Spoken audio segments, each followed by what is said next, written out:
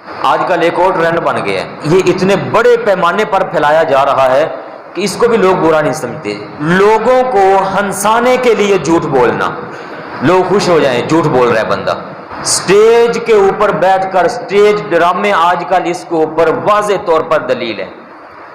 لوگوں کو ہنسانے کے لیے جھوٹ بولنا، ہمارے آقا کریم صلی اللہ علیہ وآلہ وسلم فرماتے ہیں جو لوگوں کو ہنسانے کے لیے جھوٹ بولتا ہے، 3 بار آپ نے فرمایا اس کے لیے ہلاکت ہے، ہلاکت ہے، ہلاکت ہے۔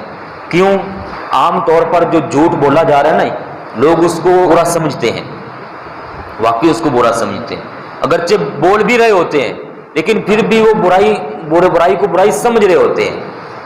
لیکن جو مذاق میں جھوٹ بول دیا جائے، اس کو لوگ برا سمجھتے ہی نہیں ہیں۔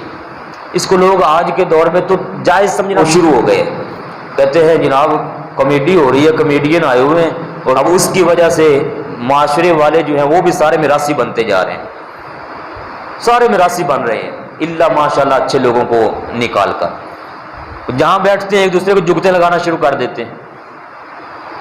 ہمارا معاشرہ، اسلام والا معاشرہ اس چیز کی اجازت نہیں دیتا کہ ایک دوسرے کو جگت ماری جائے، بےزتی کی جائے، نیچا دکھایا جائے، اور اس میں جھوٹوں کی تہ لگا کر ایک دوسرے کے اوپر جھوٹ بولے جا رہے ہیں۔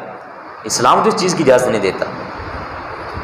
آپ صلی اللہ علیہ وآلہ وسلم نے 3 بار فرمایا ہے ہلاکت ہے اس بندے کے لیے، ہلاکت ہے، ہلاکت ہے جو لوگوں کو ہنسانے کے لیے جھوٹ بولتا ہے۔ ایک اور فرمانے علی شان، جو شخص لوگوں کو ہنسانے کے لیے جھوٹ بولتا ہے وہ جہنم کے اندر ہے، اتنی گہرائی میں ڈالا جائے گا جتنا فاصلہ پہلے آسمان اور زمین کے درمیان ہے، بلکہ آپ نے فرمایا بلکہ اس سے بھی زیادہ فاصلہ جہنم کے اوپر والی سطح اور سب سے نیچے والی جو تہ ہے، اتنے زیادہ فاصلے سے ایسے بندے کو جہنم میں ڈال دیا جائے گا جو لوگوں کو ہنسانے کے لیے جھوٹ بولتا ہے۔